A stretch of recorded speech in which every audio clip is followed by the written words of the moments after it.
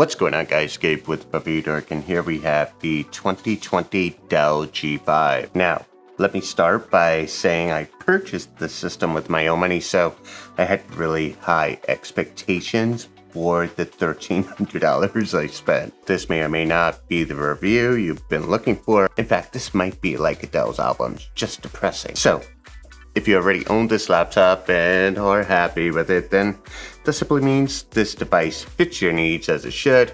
After all, it's your hard-earned cash. Hopefully, after watching this video, you will be able to decide if the Dell G5 is a system you can commit your money to, or if you should consider other systems such as the Omen 15, which we've tested, and it's become my favorite laptop so far in 2020. You can check out that link in the description, or it probably right here. Yeah, you should get a pop-up. So the system comes configured with a 15.6-inch anti-glare display with 300 nit brightness, which is pretty bright, allowing you to game and be productive in pretty much nearly any brightly lit environment, although the Dell XPS 15, I believe, is a 400 nit display. Sporting a 144Hz high refresh rate panel and coupled with an NVIDIA RTX 2060, I had really high gaming expectations for this device, but more on that in a second. A 10th generation Core i7-10750H powers this device, paired with 16 gigs of RAM,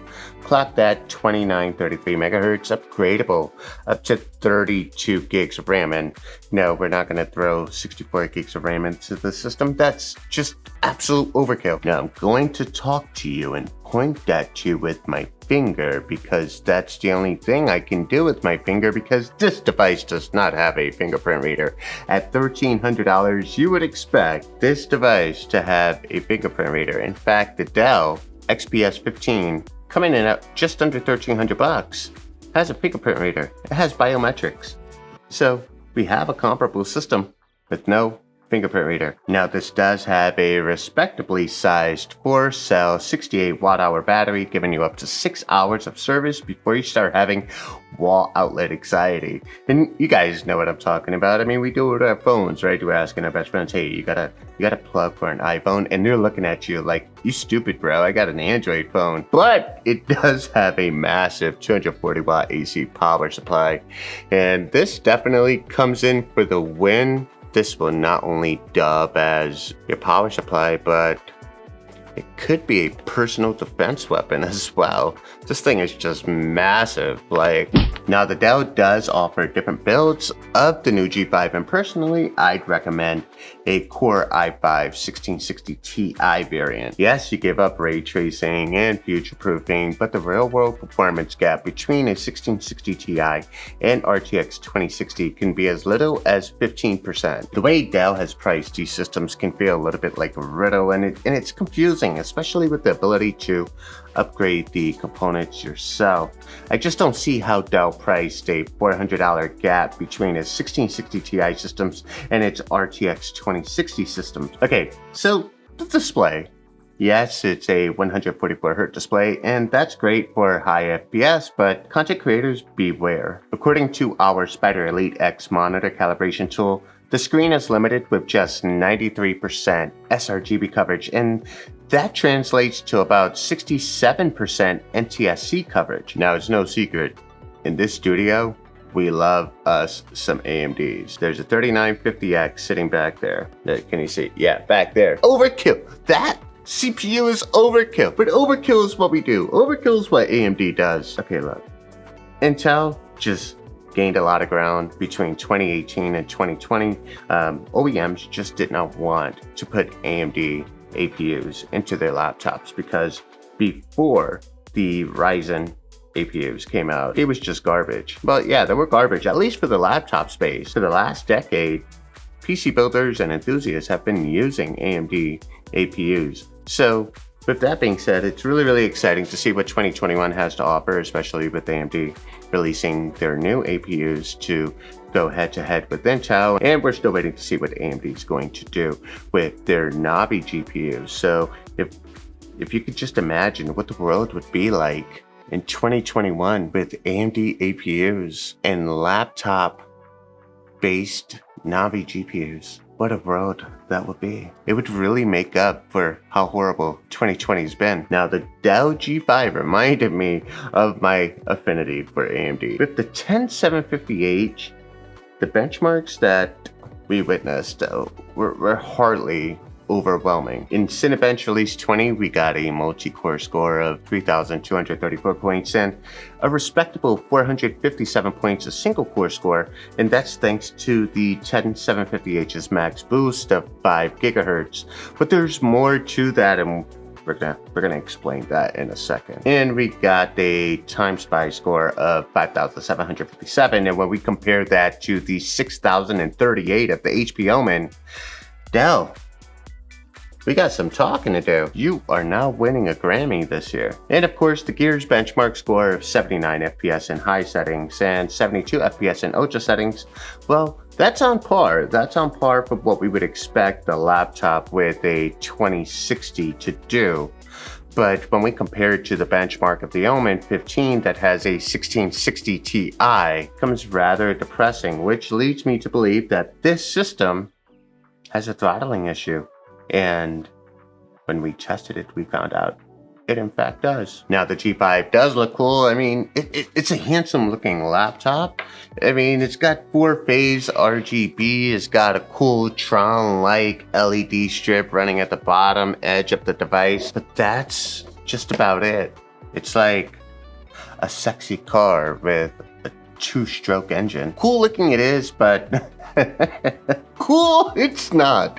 According to our Floor 1 thermal imaging camera, we saw temperatures by the hinge, and that's in this area right here. All of this area right here reach up to 60 degrees Celsius. And on the keyboard deck, and it is such a disappointing feeling because the keyboard is actually pretty damn good. But what's the point of having a really good keyboard when the deck is reaching 53 degrees Celsius? That means this laptop gets hot. It gets really hot. So yeah, I mean, what's the point? Great buttons, but if the buttons are too hot to touch, what work are you going to get done? I would advise, if you do have this laptop, to get a laptop cooler. So basically you just put it underneath and maybe that would help.